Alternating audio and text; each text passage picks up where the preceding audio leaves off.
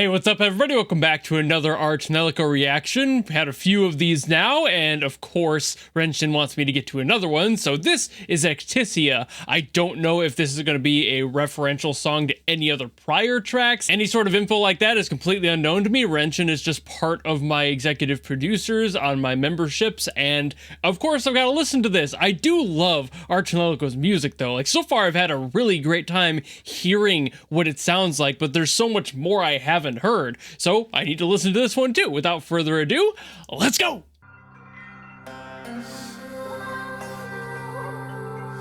It's been long enough since I've heard a song from Tonelico that I don't know if I would even recognize any parts of it, if there is a reference or a motif in here.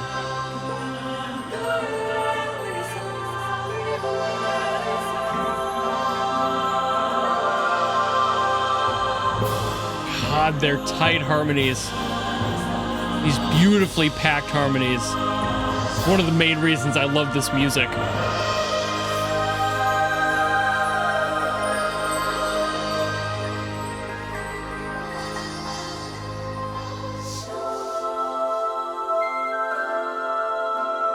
Oh. There's something psychologically with, like, the longer they hold, the more you're like, ooh.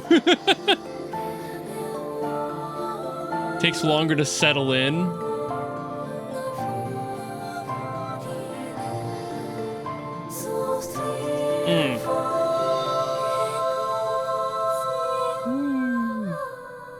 Sit up on that tension.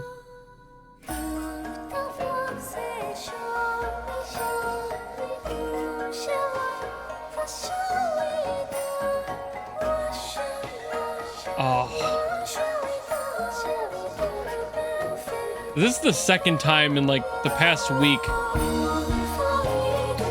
past few days even, that I've heard this blend of like Celtic and Chinese influence. It feels like there's a traditional edge to both of them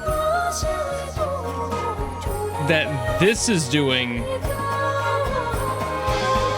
and I love it.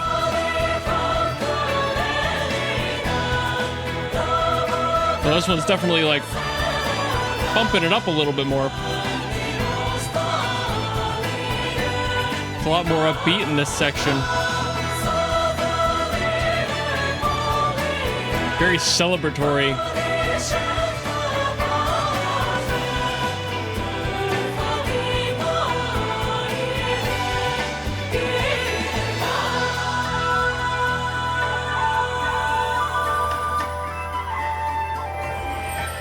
But this song is like 8 or 9 minutes long, so I don't know where it's gonna end. That's the other fun part about these. They've got so much time to evolve.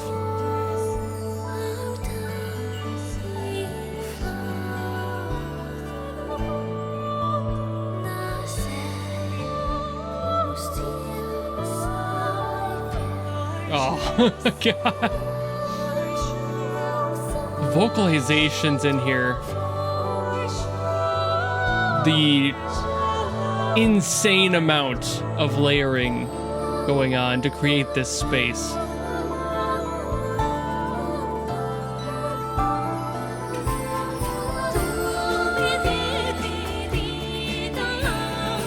Bumping it back up a little bit.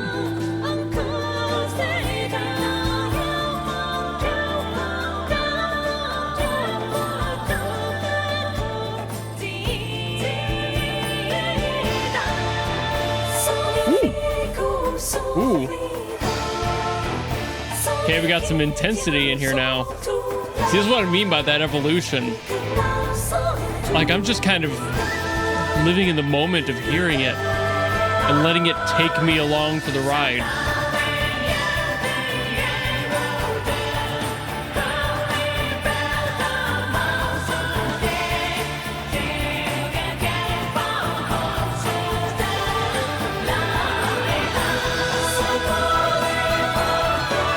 I'm trying to figure out exactly. Something about this feels very familiar. not in like a way that I've heard the song before, but just like, I'm not sure if I was correct with the Celtic Chinese traditional blend. A little bit. There's something about the groupings that I can't tell if it sounds like Nordic or like Indian. This is a really interesting sound, and that ambiguity is a part of why I love this too, because you don't know, or at least I don't know, what this is influenced by. It sounds like it's a hodgepodge of a bunch of different cultures. So if that's the goal, they did very well.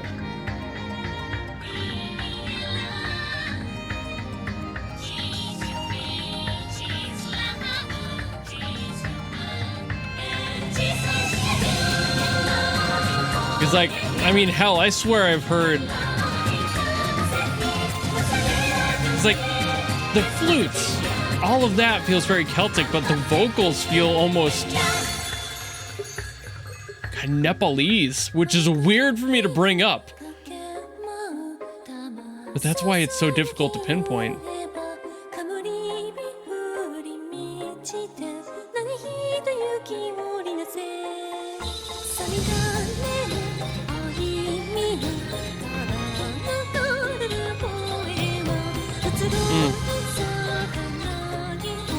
See, and then we have an accordion in here too.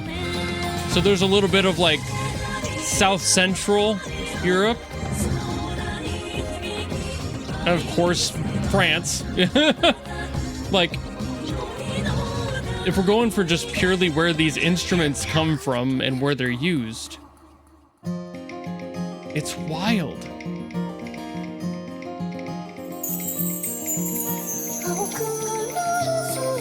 See, there's castanets too, like, that's Spanish.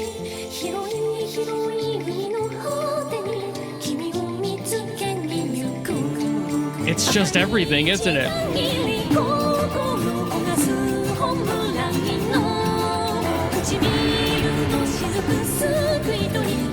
It's a weird time signature here.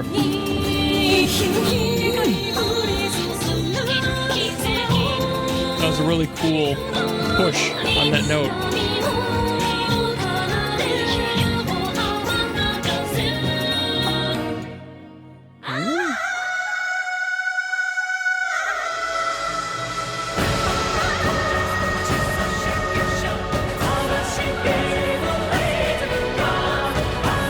This is insane.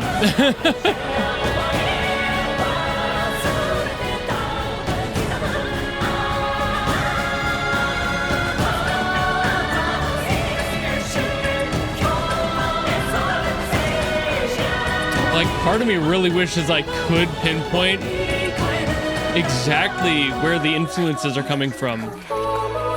Ooh, that was a really neat layering too. God, they're so good at sprinkling in really cool concepts just everywhere.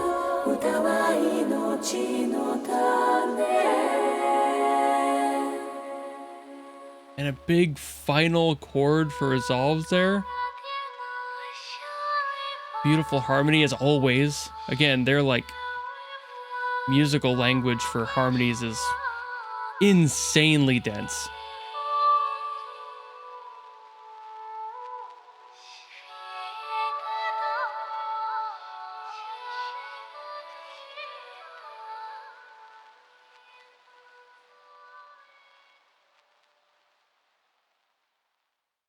God damn it, it's so cool.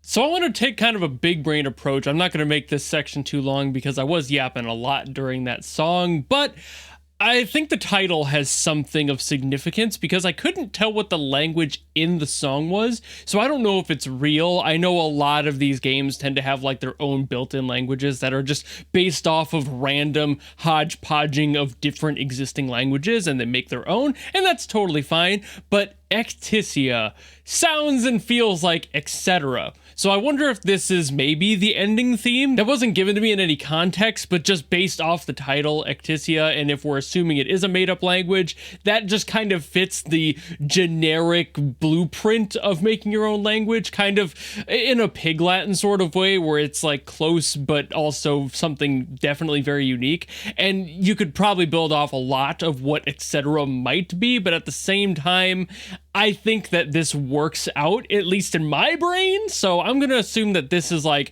an ending theme, or at least some sort of a final act of some part of the game. That would just work and make the most sense to me logically. But also the song being so large and so long gives me that energy too, because of course credit scrolls go on forever. But also this song specifically feels like it's flowing through a lot of different influences and inspirations for the song inside the world. All of their language and musical language is kind of all in here. Everything I've heard so far is in this song, not just in like melody or anything, because I didn't really recognize any, but just in the vibes and approach to every single thing. The general compositional approach to this was a lot more varied than I'm used to hearing even in longer sections of this game's soundtrack. So I assume that that means that this is probably some sort of like a medley of things from throughout the game and probably throughout the area and the land that it takes place in. So you get a little bit of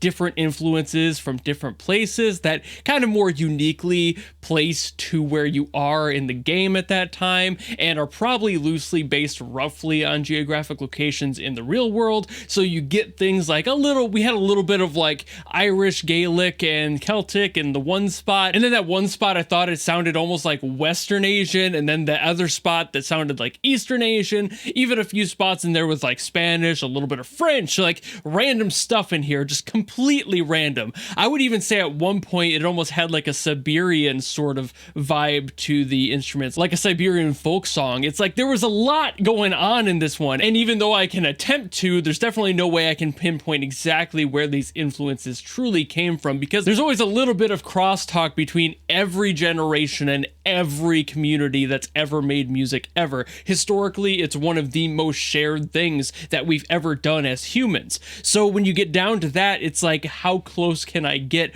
just based off of vibes alone? And that's a very difficult task. So I'm not going to try too hard. Those are just my ideas and thoughts about what they could be inspired by, but I have no absolute clue if they actually are. But one thing I do always love to talk about is their harmonies. Tonelico's harmonies are gorgeous. The way they write them is so tight. They're so dense. They are, every single time I listen to a song of these, they are so dense. They're like me trying to talk to women. They are insanely dense, and I love it, and it's just gorgeous, right? When they notate a harmony for this game, I swear they just go, okay, how many notes can we possibly hit on the keyboard while it still sounds good? Like, these are harmonies that are very, very harmonically dense. They are so dense. We're talking thirds, fourths, sevenths, basically all of them all at once. It is so many different layers of the voice just crunched together, and I don't really know how they can manage to get all that to work together, because there are so many of them that, sure, at some point you're going to hit like octaves and such, and those are very easy to do, but trying to control all these other intervals is insanely difficult to do while still keeping it sounding like a certain vibe in a song, like making it sound happy or making it sound sad, which they did multiple times in this song. Those harmonies were both happy and sad and every emotion in between. And it's like, how do you do that within? Like, because you're going to be playing so many notes all at once. The traditional rules of what makes a minor and a major chord, the happy and sad stereotype of music, you can't just do that, because you're playing so many notes that you're breaking those conventions, and you have to do something completely unique. So I just don't get it. How do you control that? It is so nuts to me, but it's so gorgeous every single time that I have to mention it every single time. It's just insane to me. But I've also been yapping about this for much longer than I even initially planned, so thank you all so very much for watching. Thank you, of course, to Renshin for putting this into the queue. I love listening to Tonelico's music. It's just so pretty. I just love hearing what they've got and how they approach harmonies differently next time.